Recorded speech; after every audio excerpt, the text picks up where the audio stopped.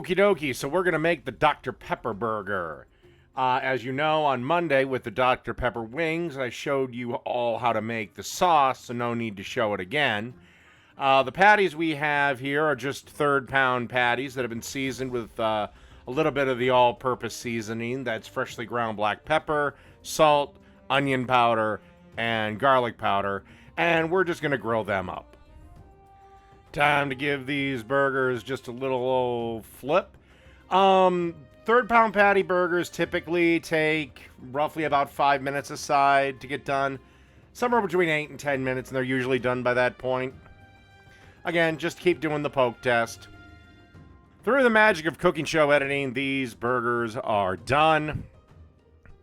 And we're going to start by adding a slice of Swiss cheese to each burger.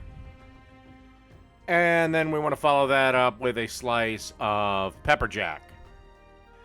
Okie dokie. Now let's get these burgers off the grill and take them in the house. Okie dokie. We've got our nicely toasted bun. To that, we're going to add just a little bit of mayo. Just a little bit of mayo. And then a patty. I know I'm kind of breaking a little bit of a cardinal rule. And then add some onion rings. I know, but the iceberg lettuce around my area at this point, in fact, all the lettuce around my area at this point, started to look like shit, so unfortunately. So again, 3 onions.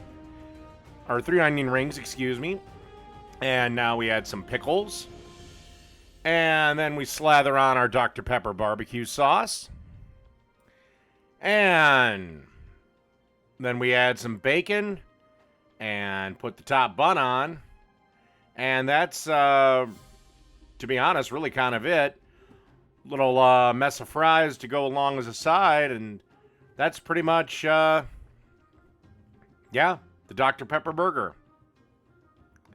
Done.